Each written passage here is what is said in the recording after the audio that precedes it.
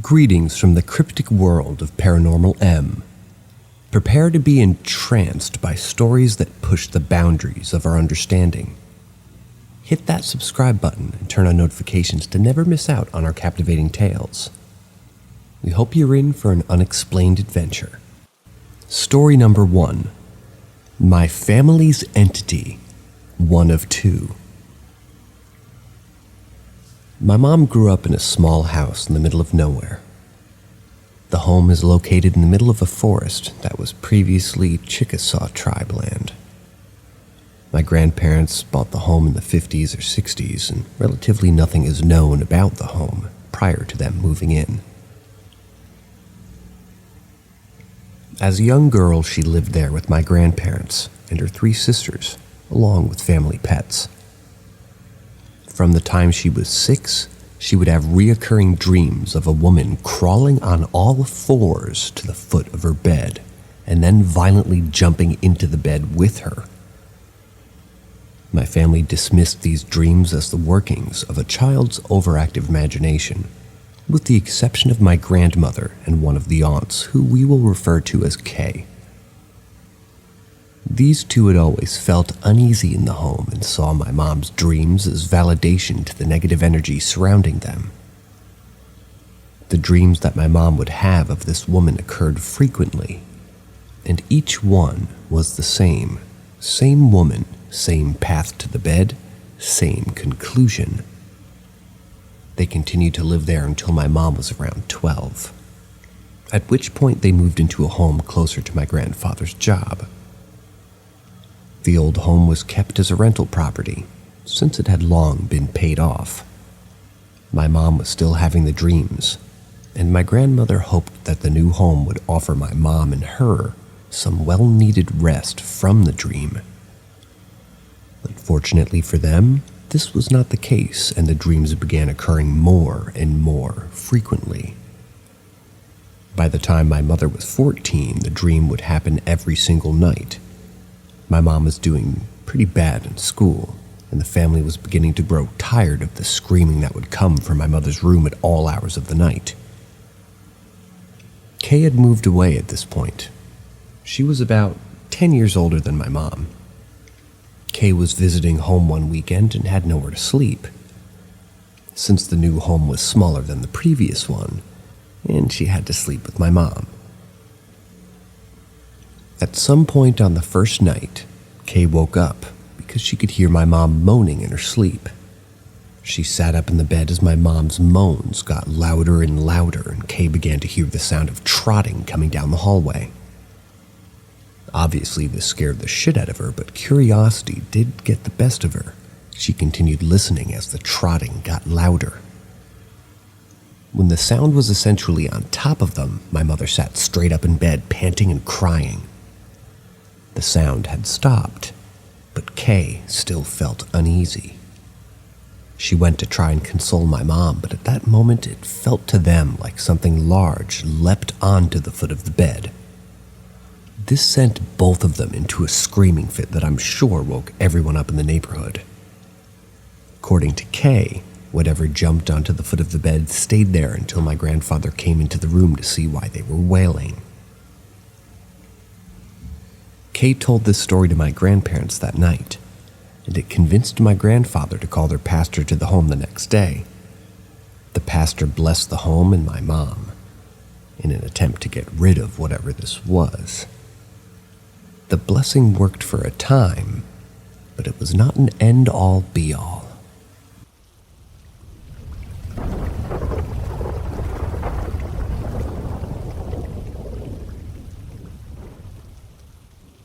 Story number 2. My Family's Entity, Part 2 of 2. Life for my mom after the pastor did his blessing improved a bit.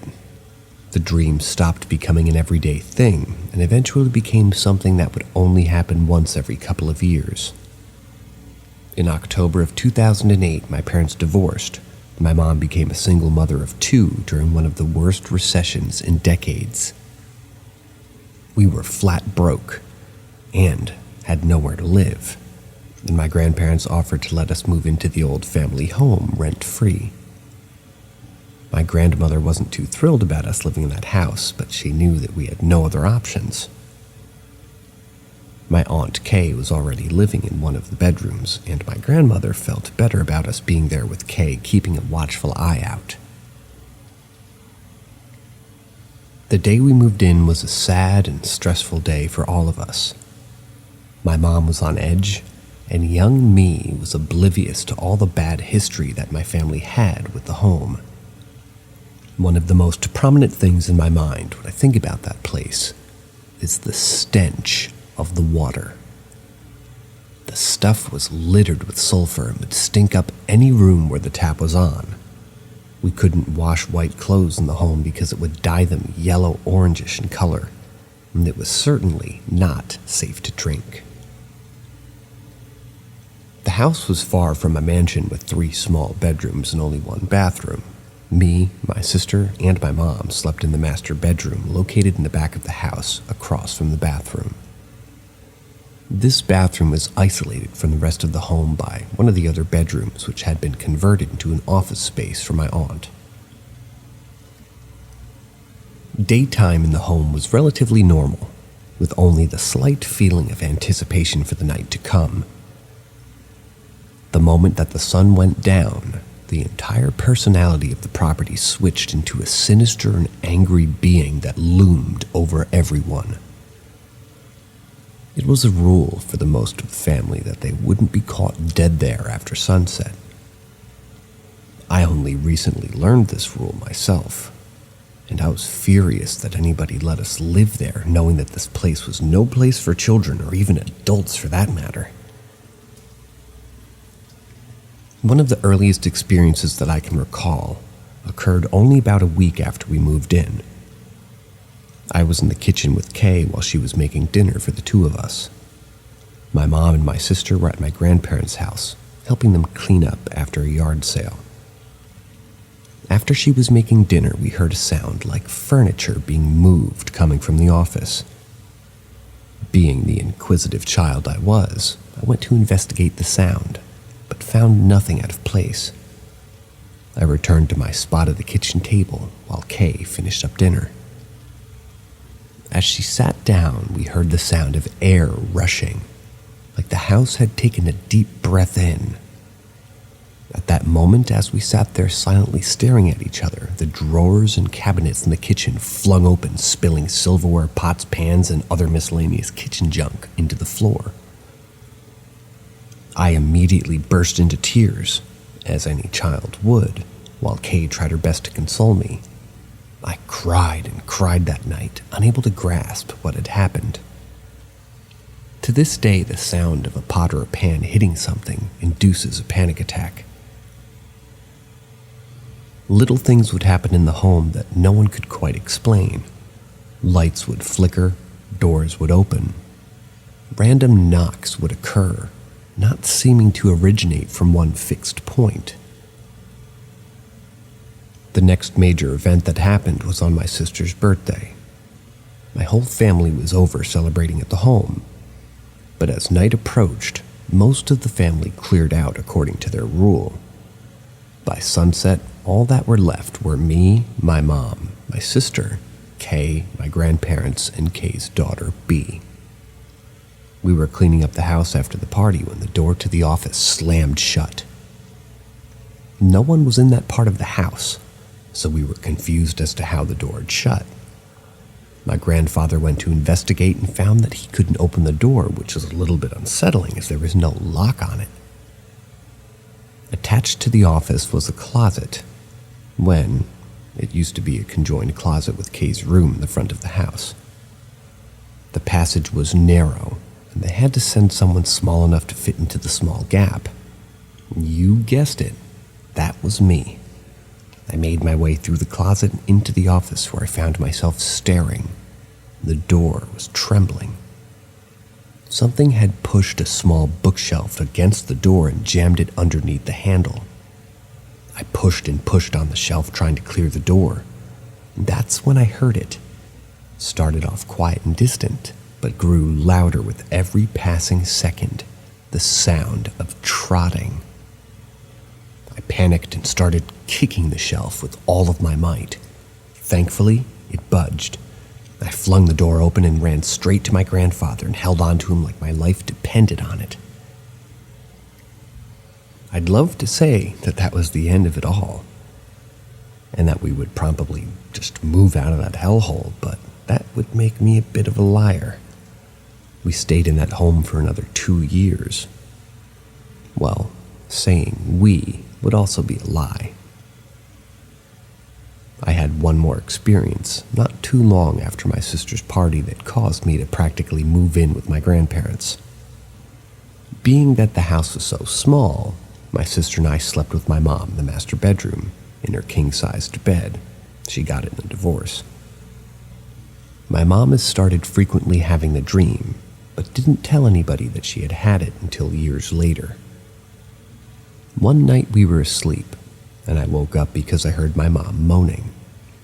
I sat up and looked around the room to see nothing out of place. Then I started to hear a sound coming from the closet. It sounded like a tapping at first, but just kept getting louder. I woke my mom up and she could hear the sound too. She told me it was nothing and to go back to sleep. I tried. I really did, but that sound would not stop. Eventually I got fed up with the sound and had decided that I was going to see what it was and stop it. I think I had convinced myself that it was a necklace or something clanging against some of the shelving in the closet. I approached the cracked door to investigate when a loud thump came from the back of the closet, followed by a quick running sound. The door then slammed shut. All was still and quiet. That was it, the last straw. The next day I went to live with my grandparents, and I'd only visit my mom on weekends. The few times that I stayed overnight in the home in the following 2 years, I would sleep with my Aunt Kay, never daring to enter my mom's room. These experiences have stuck with me. Now I'm in my early 20s, and I've developed a morbid curiosity about life after death. My mom still has the dreams years later, and it may all be in my head, but I've had them too. They're not frequent, and they've only happened a few times, but each time they do happen, I sleep with the lights on for a week afterwards. My cousins live in the home now, and they're moving out soon. I plan to go back to the home for a few nights and seek some kind of closure. I posted these stories in hopes of finding somebody else who's experienced things like this before. And if so, what exactly is this thing?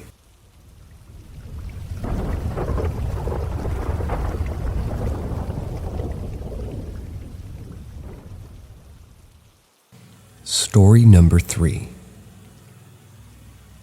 Oldest university in Asia.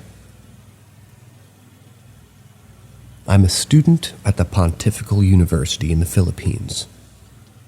Being a student in the university means that you most likely have knowledge of the various ghost stories in the campus. I used to have a dorm right next to the university until Corona came, and also I'm usually active at night. I had 2 weird encounters in all of my university life. The first one goes as follows. As the usual routine goes, I go to the internet cafe mostly every night to game or to study, often staying until 3 a.m. or 4 a.m. I usually do this alone, and would usually take the route only to the university to reach the internet cafe. The university gates close around 10 p.m., so I make sure that I'd be able to reach the internet cafe by then. As I walked past the university gate at 9, I took a long walk trying to get ready for my sitting session later. I was approaching a fountain and an ark when I realized I wasn't alone. I was walking along the corridor of trees when I noticed 2 people were sitting by a certain tree. I felt disturbed as I spotted them because the ground where they sat on was probably mud. I picked up the pace a bit after and then I slowed down. I heard one of them laugh and 2 sets of footsteps trailing behind me. I was immensely disturbed and my heart felt heavy. They were chasing me. Maybe I violated their privacy, or they were the type of people who would ask for a fight. I'm not sure. When I approached the end of the corridor, I turned around and saw no one was even following me. I didn't want to stay, and I ran toward the gate near the internet cafe. I approached the guard and reported the two people, and he told his colleague, who was readying for a patrol. Mukhang Hindi Lang Ko A translates into, looks like it isn't only you. Second, I heard my assignment partner was busy doing her part at the library, so I decided to check it out. When I reached the place, I found out she was with her boyfriend, who wanted to help. Her boyfriend and I went and tried searching for the book while she stayed to read what she had gathered. He found the first and fourth book on the list, while I found the third. Still looking for the second on the list, he told me that he'd asked the librarian who was walking around the bookcases. He disappeared while looking after her. I found the book before he even returned and decided to head back after sending him a text. I got to meet my partner again and we waited for her boyfriend to return. After a few minutes, he did return, but he was teary-eyed and his skin pores were acting up. He said that the librarian he saw was in one of the portraits of the staff a few decades ago. My partner told him that what he experienced was one of the few ghost rumors in that library. I had doubts. Maybe it was the librarian's kid who identically looked like the one that he saw.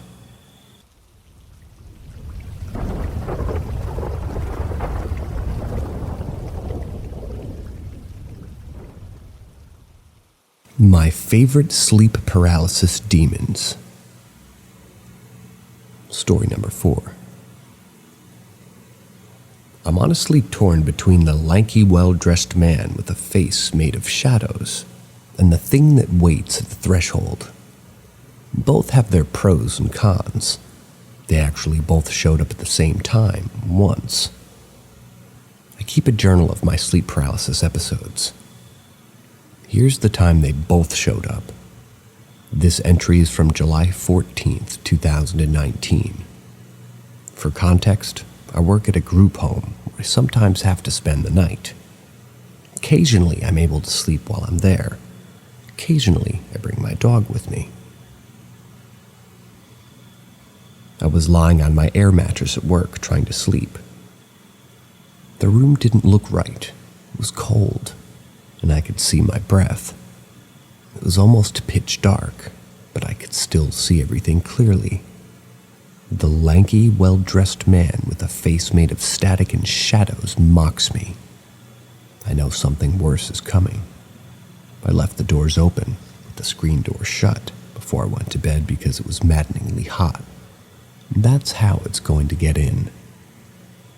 I need to get up. I need to shut the door. Something worse is coming. I can hear its footfalls outside the big window in the living room here at work. It's on the front lawn. Every time it steps down on the grass, I can feel an external sense of coldness radiating through the world from that direction. Like it's cold, but it's a kind of cold that isn't localized within my body. I'm not experiencing it with my nerves. I'm feeling frozen footsteps that flow into my brain from outside the house.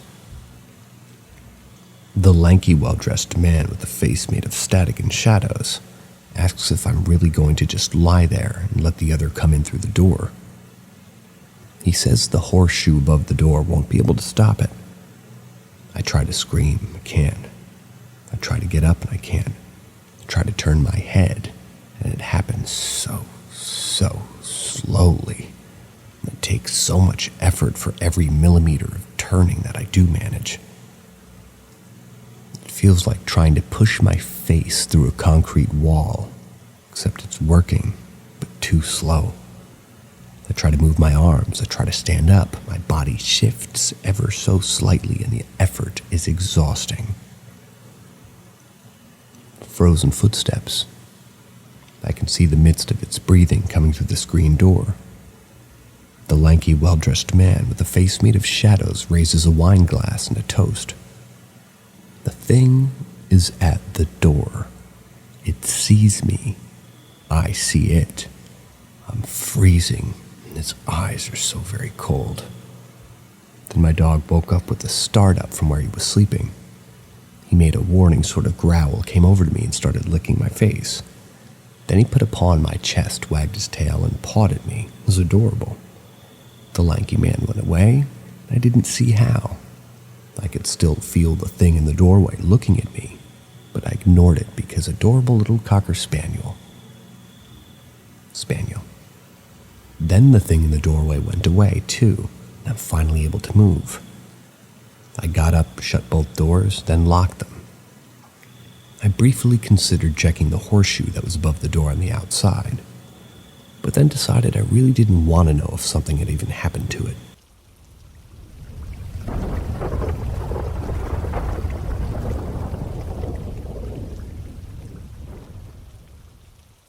Story number 5. Possible demonic activity in college house. So back in December of 2017, I had finally found a new place to live and was moving out of my ex-fiance's apartment. It was in this student housing complex that has a ton of houses in it and you would lease out by the room. Anyway, I was 20 at the time, took over the lease for this other girl that lived there. I moved into this 4-bed, 4.5 bath house that was 2 stories. 3 other girls lived there with me that I didn't know. It started out as smoothly as it could, given that I had literally rebuilt my life and I was in a strange new house with people I didn't know. Nothing really happened to me at first. However, it was certainly gradual. Probably the first thing I noticed was the air in the atmosphere felt thick, heavy all the time. I never felt like I was alone. I constantly felt fear or some other negative emotion. I just thought this was because of my situation, and I would get over it once I bounced back. It did not. Then I would hear clawing, scratching, thudding, random times. My bedroom was on the top floor and the door to the attic was just outside my room. We called maintenance on multiple occasions to get an exterminator out. They finally checked it out and couldn't find a single thing wrong in the attic. No nests, droppings, dead animals, insects, you name it. Then the breaker box would constantly have to be reset. Every single day the breaker would have to be reset at least 3 times, usually more. How it would happen is there'd be a section of lights that would turn off in one room. We would reset the breaker for whatever room it was, and then it would be a different set of lights. We would reset it, wash, rinse, repeat several times a day. It didn't matter the time of year, the weather, or anything. We finally had the complex get an electrician out there. He said there was nothing wrong with our breaker box or anything like that. It was absolutely terrifying. Sometimes you'd be in the bathroom or the shower and the lights would just go off in the bathroom and that was it. No rhyme, no reason. Another thing that started happening was things would fly off of my wall. I would never see it, admittedly, but I knew they did just based on how and where they landed and what the object was. Whatever this entity was, it did not like my Mardi Gras masks. I had them on my shelf. There was no reason for this thing to fall off. I had it anchored to the shelf with hooks and a stopper in front of it. Either way, sometimes I would turn around or walk in my room, even if I just left for a few minutes and find this mask 6 to 10 feet away from the shelf. Doesn't make sense, because it was heavy, an odd shape. Didn't even have to roll that far if somebody just magically made it fall off. Side note, my room is carpeted, so that adds another obstacle. I wanted to test it, so I put a lot of noisy plastic stuff right underneath that shelf, cellophane mostly, but anything that was loud and crinkly, and I would definitely hear it, that kind of stuff. But I never heard it fall onto that pile of cellophane, even though it continued to wind up like 6 or 10 feet away from the shelf. There were lots of minor things as well. Drops in temperature, shadows, whispering downstairs. But we could never tell what they were saying. My roommates all got sleep paralysis, and it would always be of their worst fears. I never slept well. Things would disappear and reappear, strange sounds. Another thing is I find and resell various oddities. So I had a vintage Ouija board there. I sold it within the same week that I got it. Never even opened the thing. Just sold it as a way to make a profit. During the few days that I had it, I would awaken at night, and as crazy as it seems, something was telling me to open it and play with it. It felt like the thoughts weren't my own, because I've never and would never play with one. I never caved in. But I thought that was odd. However, it started coming to a head after I'd been there a few months, and it was just before summer break. My roommates had a big party there. I invited a friend to it.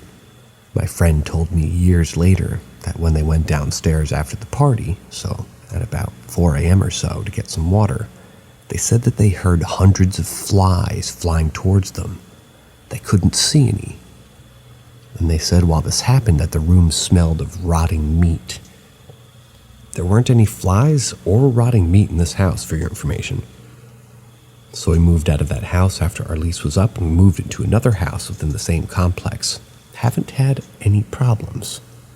Still get creeped out when I drive by the house on Winter Park Drive, though.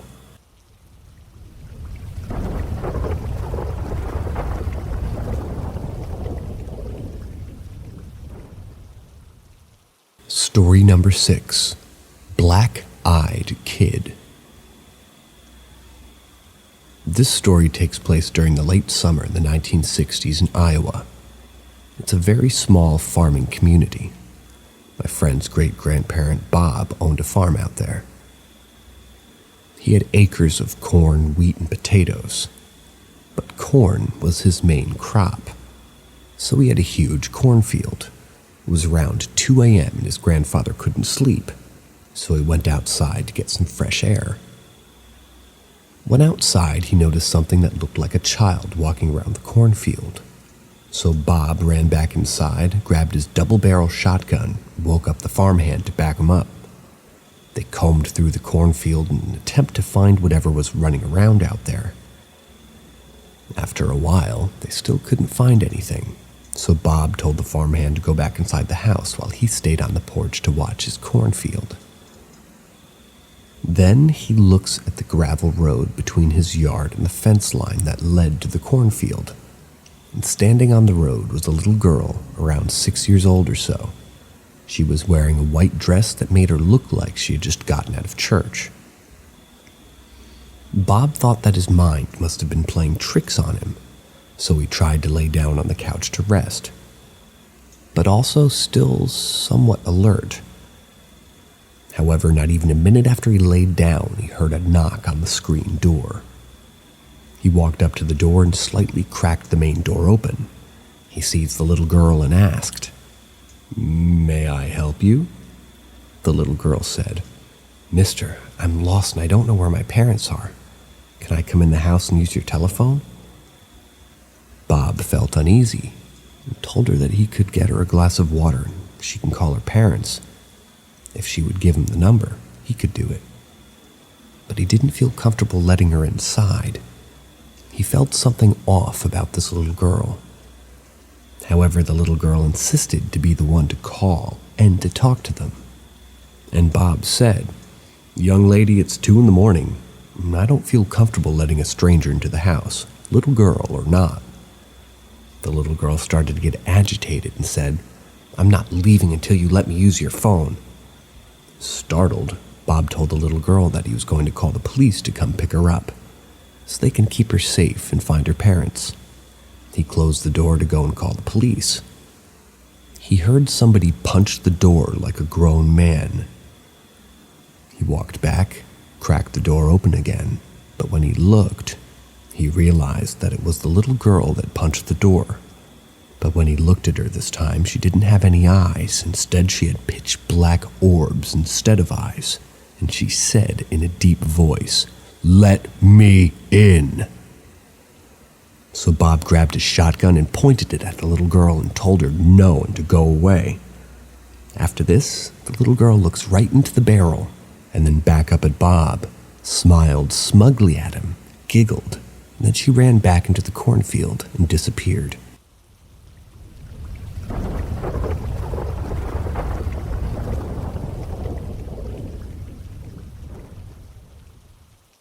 My Haunted School. Story number 7. I remember when I was a kid that every school was built over a cemetery cliché. But my elementary school was actually built over one for real. Ever since I was a little girl, I was heavily interested in the paranormal and always thought my school had something weird going on. And for some reason, I was invested on proving to myself that I was right. In the 4th grade, my experiments began. I purposely stayed there, later in the classroom, hoping something would happen. I was always alone for like 10 minutes every day in the classroom, and I waited for like 5 minutes in silence to hear something. But I was slowly getting frustrated, decided to drop my experiments. But one day it happened. I was alone in my classroom putting some things away in my locker space as quickly as possible so I could join my friends in the patio. My classroom was at the end of the hallway on the 2nd floor, so I was hurrying to catch up. I could hear the muffled voices of the other kids outside. In one instant, it was like a crowd of people talking out loud just hit me in the ears. Couldn't understand a bit of what they were saying, but it was loud, louder than a bunch of kids playing outside. I grabbed my backpack, ran outside. When I was just by the stairs, I closed my backpack, walked to meet my friends. I was freaked out because I didn't say anything to anyone. I didn't want a bunch of other kids to stay late in the classroom with me, and if someone told a teacher, they would think I was doing it for attention. Some weeks passed, and I wasn't staying late anymore because I didn't want to hear those voices again. One day I thought it would be interesting to leave a piece of paper with a message for the ghosts hidden behind my books. I made sure nobody was there, and that nobody could see it in plain sight. And sure enough, I received answers written in the paper. They were simple sentences and yes and no answers. Since my mom was a teacher at my school, I was the first kid to arrive at the classroom, so before anybody else could come, I would open my message and see the answer. Eventually, I stopped doing that because it felt wrong and I could just tell the ghosts were getting a bit annoyed. It wasn't much, but it was enough that made me believe in ghosts. It made me think that I was as awesome as those ghost hunters on TV.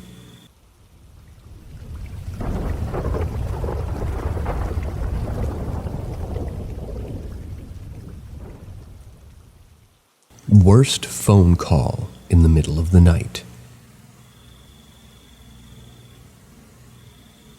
This happened a few months ago. I don't remember the exact date because I tried so hard to forget about the experience, but a month ago it surfaced again. It was pretty late at night, between 4 and 5 a.m. I fell asleep with my cell phone right beside me, and I felt it vibrate. It wasn't that unusual for me being woken up like this. On weekends, I get up pretty late and my parents call me to wake me up or to make sure I'm up and get ready to go and get lunch or somewhere. But it was in the middle of the night and I was coming from my grandparents. I immediately answered, thinking there was an actual emergency. My grandparents are 90 and 89, and my youngest uncle, who lives with them, has Down syndrome. They're pretty much vulnerable to a bunch of things. When I answered the phone, my grandpa was on the other side of the line, and his voice sounded as if he was answering the phone to me. and immediately told him who I was and asked him if everything was okay. That was confusing.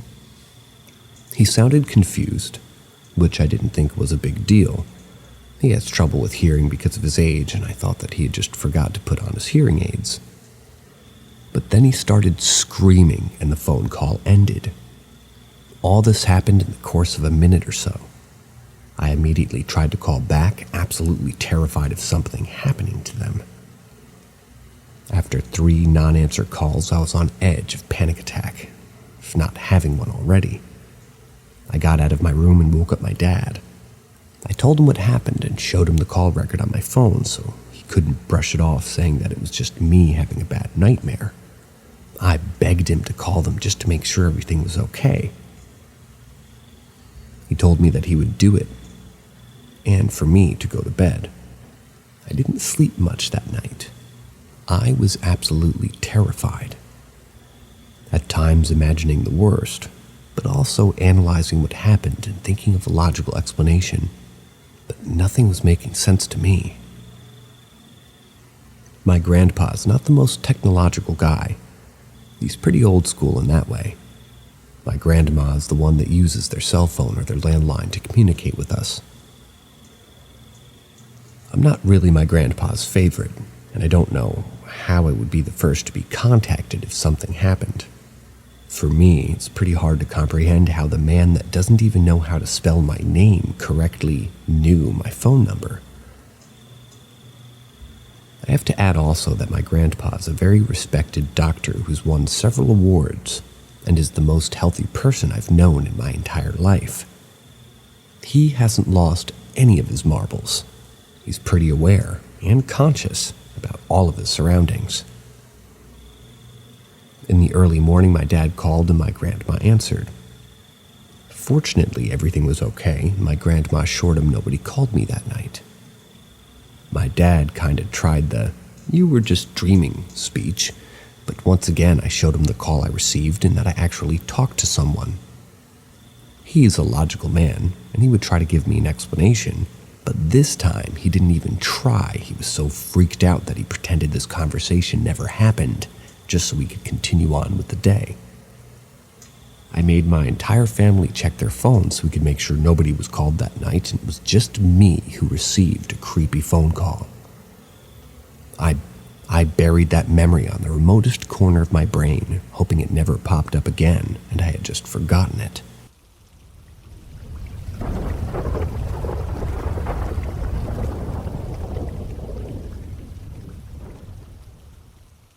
I was probably abducted with my dad.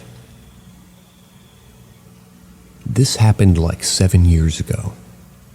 I was invited at a party by my best friend at the time in his house, which had pretty awesome views of the city, especially at night.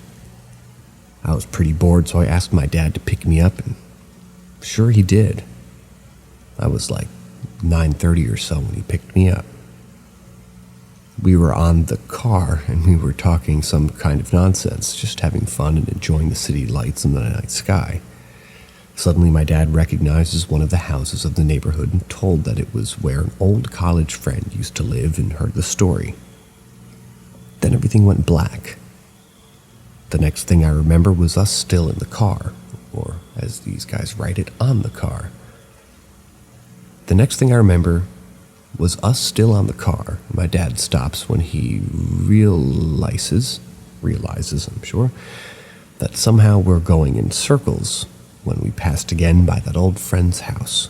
The thing is, we were going downhill to take one of the main roads again, so if we were going in circles, we would notice we were going uphill.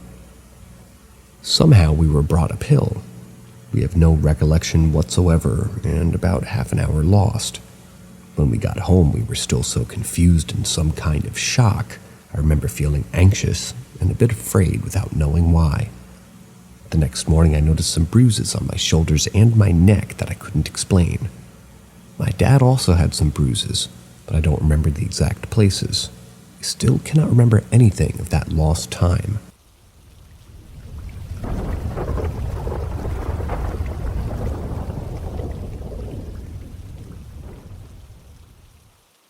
I saw my first ghost. 34-year-old male, Ohio. Last night, 10/20/2020, at around 1:05 a.m., I saw an apparition float from my bedroom closet and out of my main bedroom door. I was laying in bed with my girlfriend while she was asleep, watching Oh Brother, Where Art Thou? The movie was at the part when the girls are in the river giving the main characters moonshine. Then, out of the corner of my eye, I saw it floating from my closet and traveling semi-fast out of my bedroom door. It looked like a fog or exhaust on a cold day, but in a rectangular form without the edges. I woke my girlfriend up immediately to tell her, and tears started to pour down my eyes. I was in complete shock. My whole life had been shocked, since now I know ghosts are real. I felt like I wanted to throw up.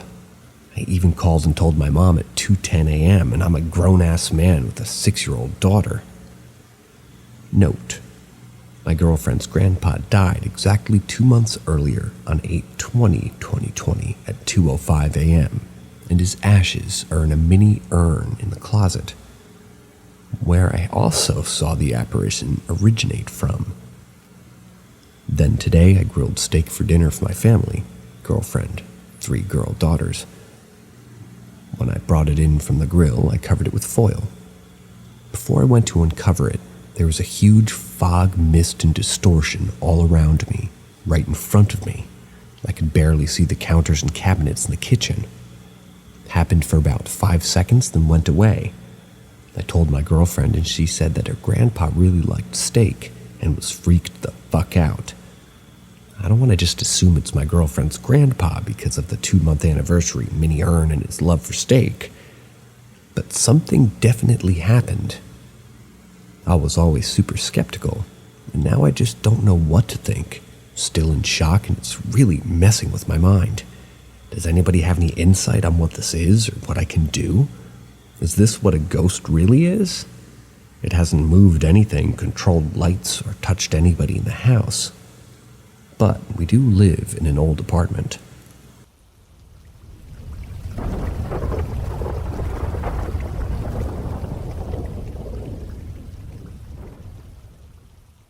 The Man in the Barn. Story number 11. Years ago, my friend and I would go explore haunted locations all over Connecticut. Although we never really saw anything, it was always fun to bop around the state and see new sights. One of these adventures took us to my hometown, which is a small tobacco farming community. Barns littered the landscape. Some were new, while others had stood longer than I've been alive. Being from a small town, everybody knew each other, and most worked on the tobacco fields during their youth. My father was one of those individuals who would recall many memories from his time at a local farm. One of these memories consisted of a man who would walk around in the rafters in a large barn in the back of the field. Many of the workers have seen the same man, but few knew who he actually was.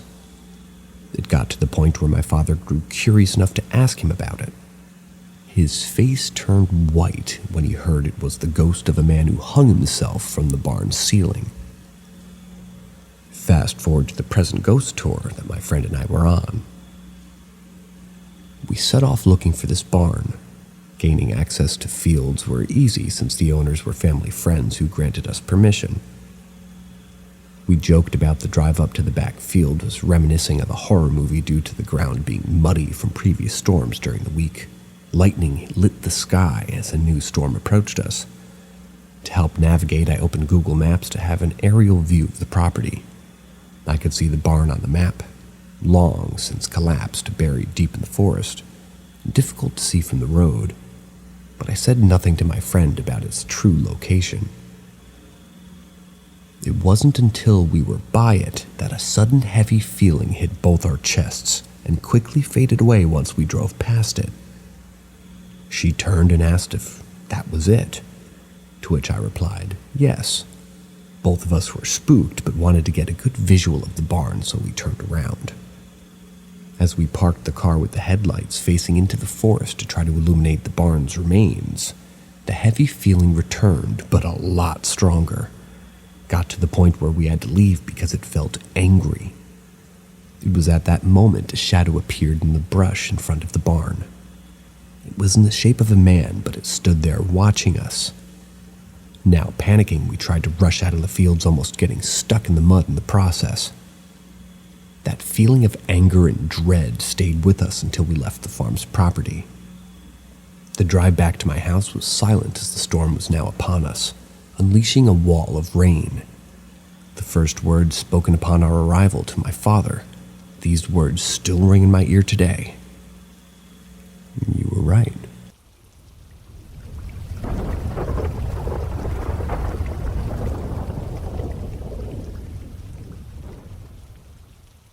Too far out of left field not to be true. Story number 12. Please keep in mind as you read this that I am a complete skeptic, constantly finding ways to practically explain my weird experiences. At this time in my life, I was in a very dark place. Because of my self-esteem was at an all-time low, my choices were sometimes very imprudent. I met this guy on the Hot or Not dating website, today's equivalent of Tinder. His name was listed as Abe Lincoln. And he was in his early 20s, which was a bit younger than me. He even seemed immature to me on the website, so I'm not sure what I was thinking. Why did I give this guy the time of day? We met up at a very well-known sports bar in Colorado, D&B. I was at least wise enough to not let him pick me up from home. The second I said hi and gave him a hug, it was like something punched me in the gut. I had a horrible feeling about this guy, but I thought, hey, what could possibly go wrong in a well-lit, highly populated area? We walked in, and it was particularly sparse for being a Friday night. As we walked down the main center aisle, headed toward the back area, Abe, in quotes, was leading the way as I hung back a little. Suddenly, something unseen physically hit me hard, and I mean hard, on the right side of my head. So hard that my hair whipped up over the top of my head and over to the left side of my head. Not only did it shock me, but it hurt. I naturally whipped around in a complete 360 to look everywhere behind me and on both sides, but there was nothing. Nothing I could have run into, as the aisle was very wide and there's absolutely no one there, at least in the physical sense. I was stunned. I couldn't for the life of me figure out why or what had just happened. Was it something from the other side trying to warn me of something bad to come?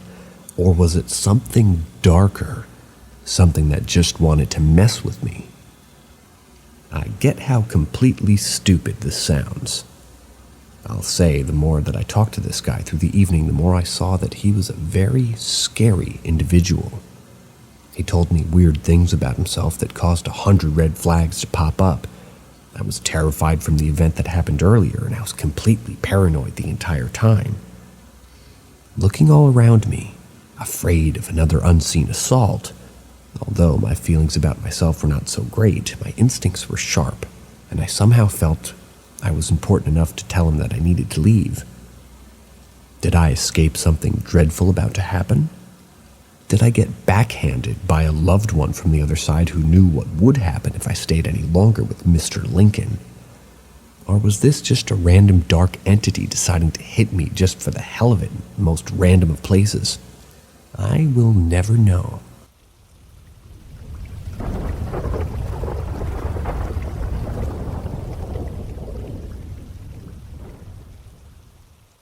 Something weird at my school bus stop.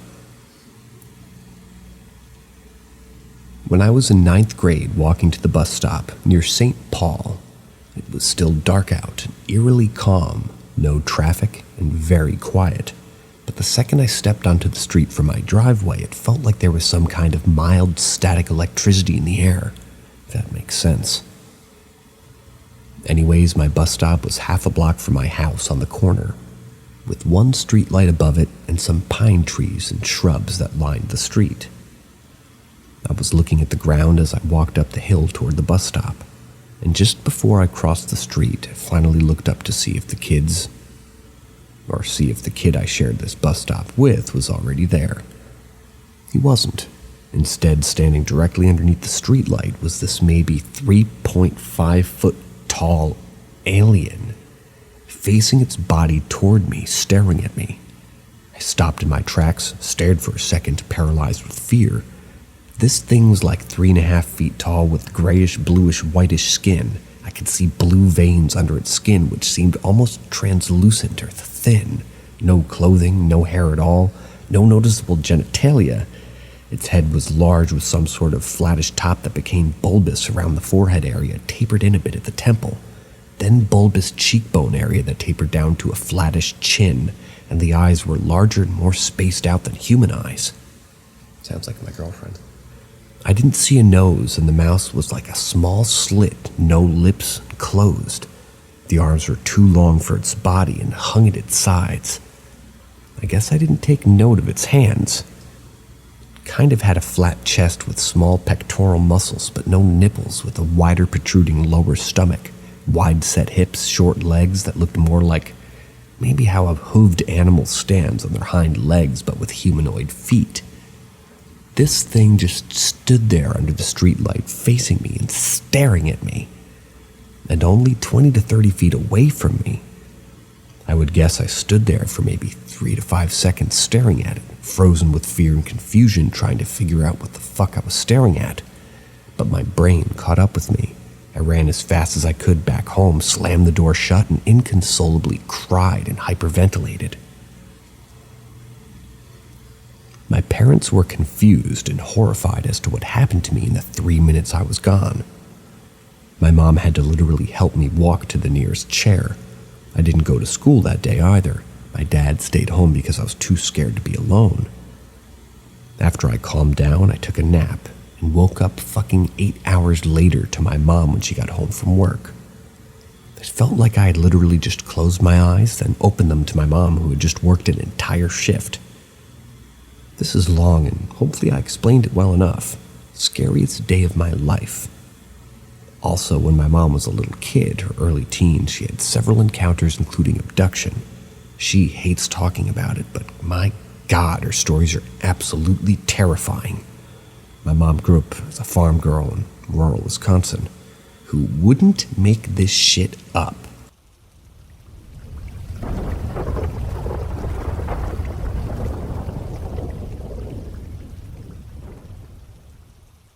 A strange encounter at Cloud Peak Wilderness.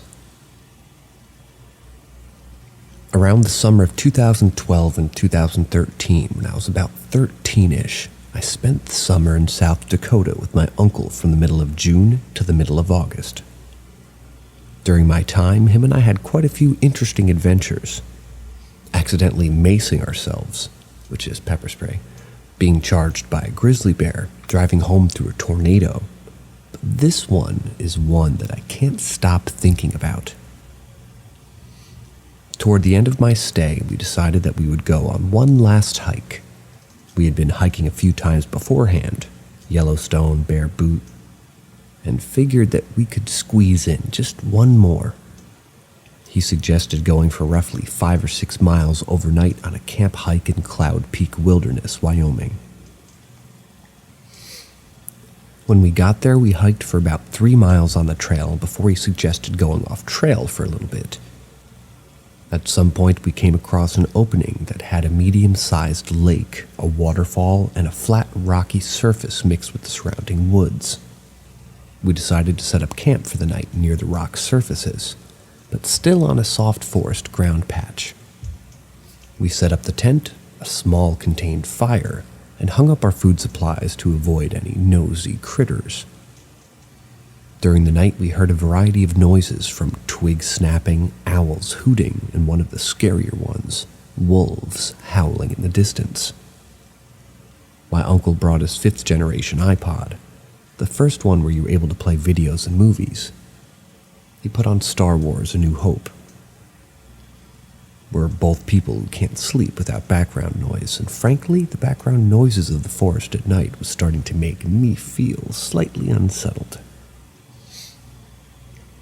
I fell asleep within 20 to 30 minutes of the movie starting. When I woke up, the movie was over and the screen was black. But it was still very dark out, so I didn't know what time it was. Within 2 minutes of waking up, I hear a loud clicking sound. It was fast and rhythmic, but not repetitive. Doesn't ever sound the same as the last phrase, you could say. My brain jumped to woodpecker immediately, but then I remembered that they don't peck at night. It seemed to be getting louder. My heart was beginning to race, and I was starting to freeze up. To my horror, the clicking sound started multiplying, now coming from every direction. Some were close, some sounded like they could have been miles away. From what I could, it sounded like there was possibly 7 or 8 distinct areas where the sound was coming from. My uncle awoke in the uproar of the sounds. He froze as soon as he sat up. His breathing became heavy and he was noticeably terrified. And he's a big dude, and I've never seen him like this. So if he reacts that way, I definitely know my fear is valid. We both looked at each other in absolute horror and confusion. The clicking sounds were nearly hurting our ears at this point. But all of a sudden, through the sound, there was a gunshot in the distance followed by a loud screech. The only way I can describe it is it was like a lion's roar mixed with a woman's blood-curdling scream. The air became still. Everything became instantly silent. The only sound remaining being my breath and the breeze. My uncle and I just sat there, shocked for what felt like hours, maybe 2 or 3 minutes. After we were finally able to gain some self-control, we decided to do the only thing that we could do, go back to sleep. Obviously, that wasn't happening, so I laid there for maybe 3 hours while listening to the still silent atmosphere. Once morning broke, we packed up as fast as we could, not speaking a single word, and hiked back. We tried to remember the way in which we had gotten there, but for some reason nothing looked familiar. We berated each other with questions, trying to maybe spark a memory. Nothing worked, and we couldn't recall a single detail of our hike beyond the point of being on the trail. We hiked for 6 hours, hoping that the direction that we were heading was right. Eventually, we found some relief when we noticed the trail. We saw a trail sign and looked at it to try to figure out where we were. We were confused when we noticed that we were still 2 miles from where we parked. How? How did we hike for so long and still be 2 miles out? When we only planned for a 5 or 6 mile hike. We got back to the car and drove home. Once home, we searched for the area where we had camped. We actually were able to find it, but I didn't understand. Was that it was 22 miles from where we parked, and yet somehow we don't remember anything about the hike. To this day, we don't really talk about it that much. We have some sort of unspoken agreement to acknowledge that what happened wasn't normal. I think we're still to this day trying to process it. This was and still is one of the most terrifying and strange experiences of my life.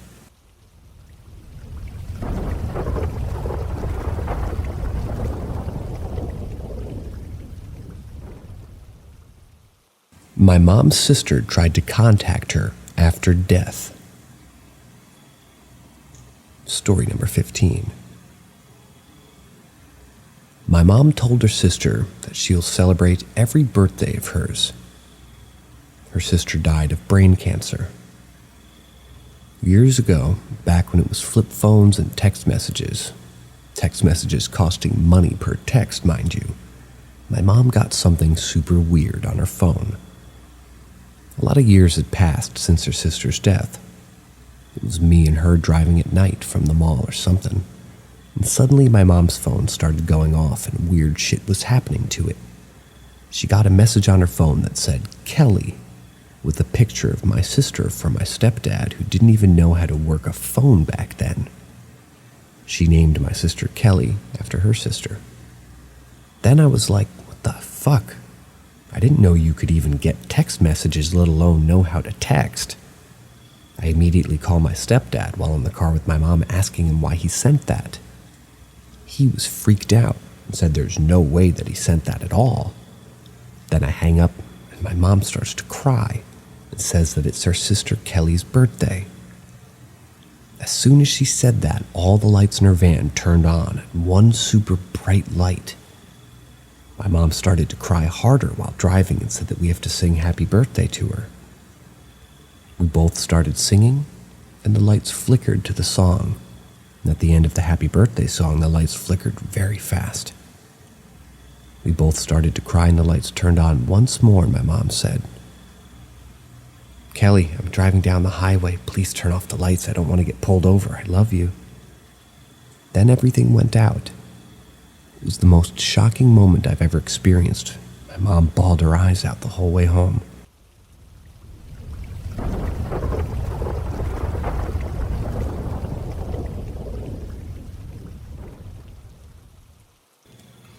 I lived in a haunted house when I was little, and a house with a ghost. Story 16. I lived in a haunted house when I was 4 or 5. I can remember some things as far back as when I was 2.5 years old. Some of this is my memory, and some of these are things that my parents told me when I was a little older. It was probably 1978. The house we lived in came from my dad's job since he was a milker. The house was very old. One time, a guy came to work on our bathroom, and he said that the nails that were used to hold the house together were square. They didn't have a round head like nails today. His guess was the house was built before 1920. There were only 2 things that were unusual about the house. It was a huge 2-story house, and sometimes when we would come home, there was a bell about 30 feet off the ground that was rusted solid and would start ringing. The other thing that happened was at night when you would go to sleep, as long as we didn't have any house guests on the 2nd floor, we would often hear a party going on the 2nd floor, music and people talking and laughing. I do remember when we moved into our next place that I was looking for the ghosts there. I thought they came with every house. The second house I lived in had a ghost. It was the house that my parents bought when I was still in high school as a junior. Jerome, Idaho, population 5,000 at that time.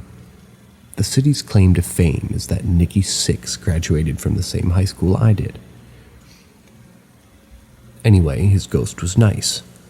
You could normally see her out of the corner of your eye in the living room. I know it wasn't just my imagination because my friends saw her too, and we all gave the same description. Small elderly woman, about 5 feet tall, dressed in all black. She would get hazy and disappear from about mid-thigh down. Sometimes when I would come home, if I'd had a particularly bad day, she would, for lack of a better term, rub my back. It was a feeling like when somebody's hand is as close to your skin as it can get without actually touching it. This next one here was a second-hand story, and that I heard it from the people who were there when it happened. There is a belief that every good theater has a ghost, and Boise Little Theater in Boise, Idaho has at least 1 ghost, but probably 2. The reason I say 2 is because the original building the theater was in burned down during a performance, and 2 of the patrons died in the fire. I don't know how ghost logic works, but the ghosts came with everything that was salvageable to the new theater. Personally, I've seen lights turn on behind the stage, and I remember our costuming woman found a box of costumes appear in a locked room from nowhere, and no one ever knew where they came from. We liked our ghosts. One night, a couple of years before I was there was a rehearsal going on. Because it was just a rehearsal, the only entrance in the back was chained and locked.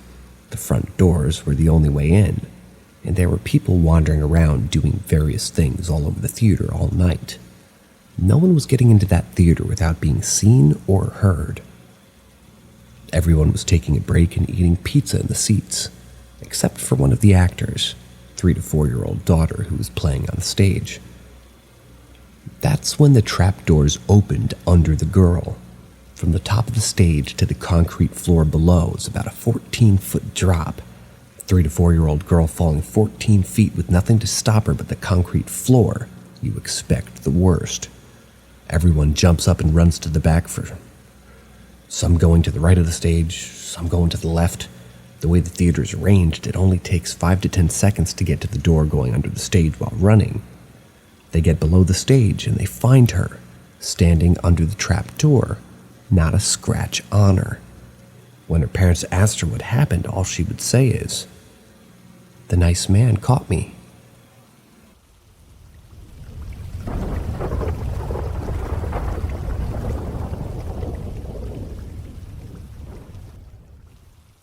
Weird childhood memory. Possibly a nightmare. Story 17. When this happened to me when I was around 6 or 7 years old, I'm unsure if it was just a crazy dream or a false memory or what, but here goes. When I was young, my grandparents and I took a trip to my great-grandma's house for a family reunion-style get-together. We stayed for 5 days, and the days were fun, but the nights were a different story altogether. I was set to sleep in the spare room on some rickety old bunk beds with my older, I think she was 9, cousin, Lori. She took the bottom bunk and I took the top, because everybody knows the top bunk is cooler. Literally, the house had no air conditioning and it was closer to the ceiling fan. Lori's mom was out of work and had been staying with my great-grandma to get back on track and try to find a job. Across from the bunk beds, there was a big hole in the wall where I was told my great-uncle Buck had fallen down trying to roller skate in the house, and his elbow had gone through the wall. The first night I slept there, nothing happened. Or if it did, I was so sleepy from the long drive I didn't notice. But the second night, I got really freaked out. After Lori and I got in our bunks and her mom turned the lights out, I didn't fall asleep for a while, and when I did, it felt like I woke back up immediately. The room was still dark, and when I rolled over to try to look down at the clock on the opposite wall, my eyes were drawn to the hole. It took me a minute to realize what I was seeing, because there was something lighter colored moving in the hole. You know how at night when it's really dark you can kind of see light and white things? The hole had this really weird look of moving white in it, and I leaned and squinted trying to see what it was. Eventually, it got still, and I realized it was an eyeball. Imagine if you were to look into a dollhouse through a hole that you made in the wall of it. It was like I was the doll inside, and this big eyeball was looking through the hole. The white I saw moving was the white of the eye growing larger and smaller as the people around the different parts of the room, or rather as it looked around the different parts of the room. Now the hole on the wall wasn't tiny. I'd say it was the size of an irregularly shaped dinner plate. So for the eye to take up so much of it, I couldn't see the whole thing. It would have to have been huge. I was paralyzed with fear. Pulled the covers up over my head and laid there sweating in total silence until I eventually fell asleep and morning came. If it had just happened once, I'd say it was just a bizarre dream, but every night I slept in that room, the eye would come back. I'd fall asleep, then jolt awake later, and there it would be in the hole, and I'd be too scared to move.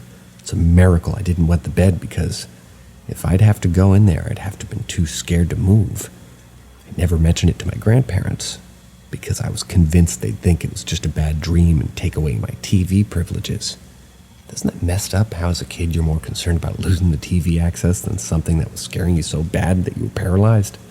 Well, I did, however, bring it up with Lori on her last day there. I'll never ever forget what she said to me, even though it's been 20 years. She looked at me in the face, no laughing, and said, "It's okay. He can't get through there. He's too big." To this day, I have no idea what she meant by this. Who is he? Did she see it too? I would have thought she was teasing me, but she said it in such a matter-of-fact way I didn't and still don't know how to take it. Years later, I asked her about it. She claims to not remember the incident at all. This has led me to be kind of speculative that, This has led me to speculate that maybe it was just a recurring dream that I had as a child, and me asking her was just a false memory, but I don't know. It's something that stuck with me in a way that some other childhood nightmares I had haven't.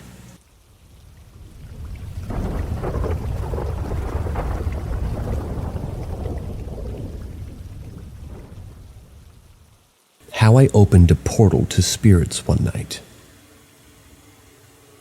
This happened on the White Earth Reservation. The particular town this happened on is built on top of old burial grounds. I've always believed in the spiritual world. I've astrally projected, but I always kept my mind closed off to spirits. White Earth is known to have heavy spiritual activity and many hauntings, so here's my story. On this full moon lit night, I was with a group of 5 friends, including myself. It was around 2 a.m. We had got to the topic of ghosts, and the oldest friend with us suggested going to look for spirits in some kind of known haunting areas. We were hyped, didn't think much of what we were going to do. Grabbed a rifle and we all loaded up into the SUV. There was a trail called Tibet's Road on the outskirts of town. There are 2 houses in the first quarter mile. It goes very deep into the woods for many miles. During the ride through the trail, we were calling out spirits and yelling out the windows, talking shit to any spirits around. We arrived about halfway to the 2 old-time abandoned cabins on the edge of the swamp that were 15 feet from the truck, when me and my oldest friend, that we'll call T, hopped out by the first one. Something went splashing into the water and we couldn't see anything. He walked over there and started shooting around his gun, trying to humor us. The others didn't want to hop out, and I was kind of spooked with the whole idea. We decided to leave, so we went a bit further by the second cabin to turn around. At this point, I felt safe and I opened my mind completely up to spirits. We stopped and looked toward the second cabin, which was further out. I had the front seat next to T.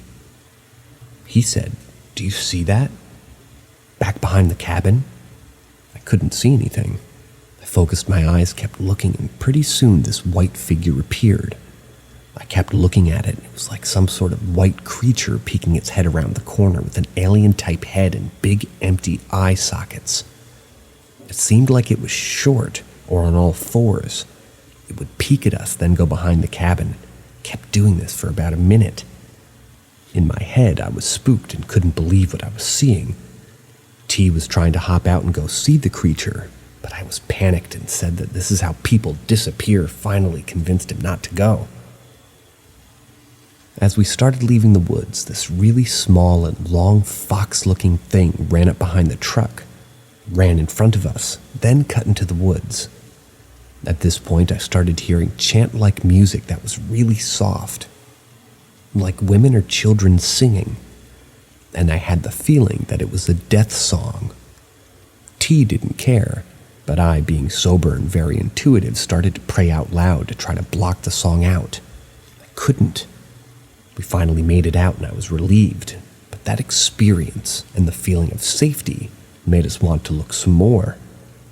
He knew of a spot in the middle of town that supposedly had a bad spirit there. The background of the spot is 2 uncles raped their 8-year-old niece, killed her, took her to the short trail that connects to the old powwow grounds to the highway and is heavily wooded, then burned and left her body. Within the past 30 years. Gross. Apparently a strong evil spirit now lives where her body was. This was T's past cousin, so he knew her name. He parked on the trail next to that spot, and I began to call out her name, saying things like, "Come play with us." Bad idea. All of a sudden, mid-level along the tree line, I saw 3 black flashes zig and zag, and after the third flash, something snarled and hit the rear of the truck. We got the hell out of there. The young teen guy behind me saw the same flashes, and we all heard the snarl and attack. The teen girl started crying. This is where it gets wild, and I feel like we were connected or opened a portal. At this point, the whole town was foggy, maybe like a population of 250 people.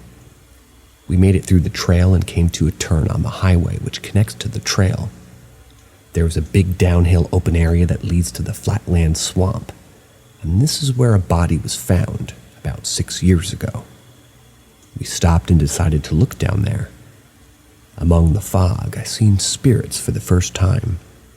There was 5 spirits standing in a circle. They're whitish, smoky blue, human-sized, human shape, and have holes where their eyes should be. One of them noticed us. He would just turn and look at us. There was a few other spirits wandering around, and then there were these black ones that were bigger than human, and once they noticed us, they would start coming towards us in long, slow-paced, zigzag fashion. I felt like their intent was evil, and we decided to leave before they got any closer. We went to another swampy area, and I couldn't believe it. I saw more spirits and more of the black ones that would then start coming towards us. Around this time, it was 5 a.m. and the sun was starting to rise. We went back over by where the little girl was killed, except we went on a trail opposite the flatland swamp and the trail that she died on. We had to walk, so we got out of the vehicle and felt safe, being that it was lighter out. Coming directly from where the thing attacked our car, you could hear an adult girl crying and moaning out loud. Gives me goosebumps to this day. I'm pretty sure it's the soul of the girl or something sinister trying to mimic her. The next night, I was at a different friend's in another town. He has a basement with no door in the living room, and his cat kept sitting at the top looking down as if something was there. It did that a few times. Then at 3 a.m. that night, exactly around the time the phenomena started happening the night before, I seen a black shadow go along the wall toward the TV, and the cat was running after it. As soon as it got behind the TV cut out to static, and we had to reset it. For the next year, after all of this, whenever I would think of it, usually at nighttime, I would wake up the next morning with handprints on my wrist. This happened probably 6 times before I really put my mind to prayer and cleansing myself of whatever attached itself to me. Spirits are real, my friends. I know what we did was very disrespectful and obviously disturbed the peace, but I've grown in spirituality, energy, and wisdom since then.